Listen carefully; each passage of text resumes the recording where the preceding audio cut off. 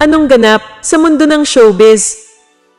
Nagulat ang manager ni Bea Alonzo and even mga taga-GMA Network sa balitang may offer daw sila for Bea na pumirma ng contract sa GMA at maging isang kapuso. Wala raw katotohanan yon. At sa ngayon ay committed lamang si Bea para sa movie na gagawin nila ni Asia's multimedia star Alden Richards. Ang A Moment to Remember para sa Viva Films, GMA Pictures at APT Entertainment. Ayon sa manager ni Bea, hindi sila nagkukomit pa ng ibang projects dahil 3 movies na ang dapat gawin this year ng actress. Pero nasa preparations pa lamang lahat dahil nga sa muling paghihigpit sa health protocols simula nang maging ECQ o Enhanced Community Quarantine muli ang NCR at 4 pang karatig na probinsya. Ano sa palagay nyo? Sana nga ay lumipat na si Bea sa GMA dahil wala nang kwenta sa DOS.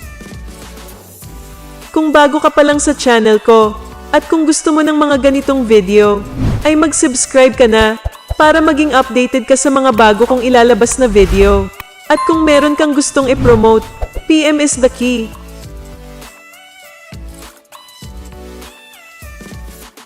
Anong ganap sa mundo ng showbiz? Nabalita noon na umatras ang GMA dahil sa malaking TFO talent fee na kinout ni Bea Alonzo sa kanyang napipintong paglipat. Pero dahil kasaado na nga ang pagiging kapuso ng aktres, naglulutangan ng balita tungkol sa TF niya kada taping. Di umano, ang asking TF ni Bea ay nasa pagitan ng 300,000 piso at kalahating milyong piso. Bagay na sinunggaban na rin ng nilipatang istasyon. Kung totoong nagkasarahan sa kalahating milyong piso ang per taping TF ni Bea, lumalabas na mas mataas daw ang alok kay John Lloyd Cruz. 700,000 pesos ang balitang per taping TF ni Lloydie. Marami ang nagsasabing maswerte si Bea dahil ibinigay ng GMA ang kanyang hinihingi na posible pang ang mas mataas kesa sa tinatanggap niya noong nasa ABS-CBN pa siya. Sulit naman daw ang ibabayad sa kanya ng istasyon. Marami ang curious malaman kung nasa bracket din bang yun ang TF na tinatanggap ng ibang malalaking artista ng GMA. Anong masasabi mo sa balitang ito? Anong ganap sa mundo ng showbiz? Ipinagtanggol ng kolumnista na si Christy Fermin si Bea Alonzo sa mga bumabatikos sa aktres.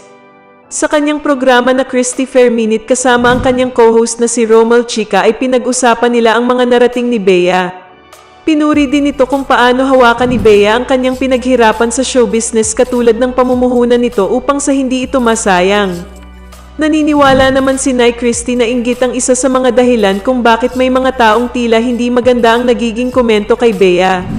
Marami palang po pwedeng maging dahilan para hindi maging maganda ang panlasa ng marami kay Bea Alonzo. No? Sabihin na natin, sige na nga, diretsuhin na natin, inggit na nga. Kabaliktaran naman ito ng ginagawa ni Lolit Solis na dating kasamahan ni Christy sa isang programa. Matatandaan na ilang beses binatikos ni Lolit si Bea at tinawag pa itong mas mukhang matanda kaysa kay Marian Rivera. Samantala ay tingin naman ni Fermin ay napakaganda ni Bea para sa kanyang edad.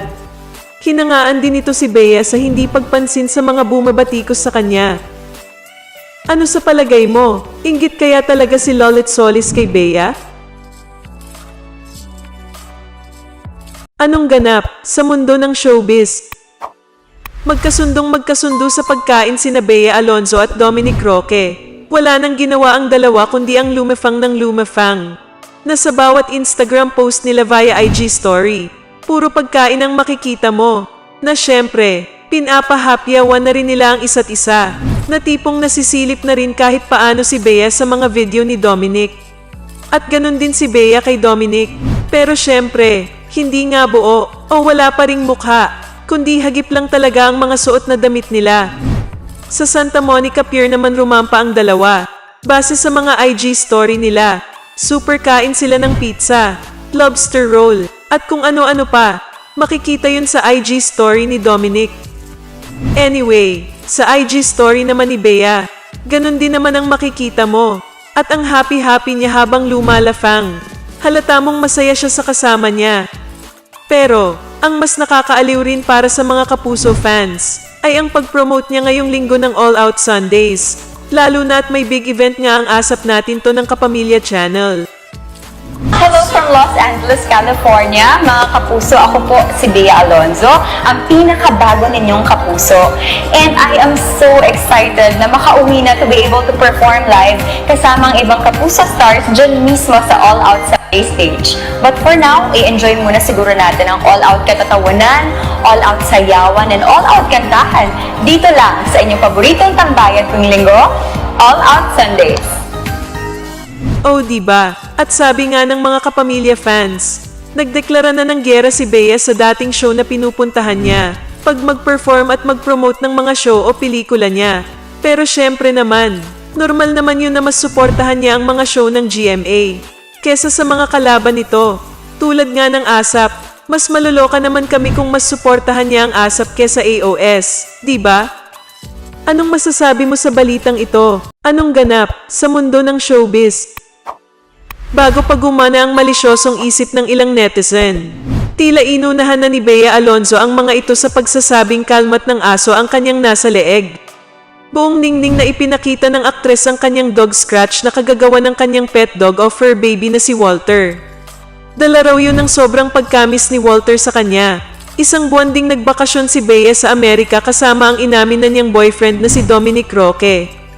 Ganoon din katagal na walay si Walter sa kanya. Kaya naman noong mag-post si Bea ng "Finally I'm home", ay may kalakip itong larawan nila ng kanyang pet dog. Sa isip-isip siguro ni Bea, mabuti nang linawin niya agad kung ano ang nasa kanyang leeg and how she got it. Hindi may aalis na mag-isip ng kung ano-ano ang ilang netizen at sabihing love bite o kiss mark yun courtesy of Dominic. Pero kung magpapalagay man ng ganun si Bea ay bakit sa leeg pa? Common sense. Anong masasabi mo sa balitang ito?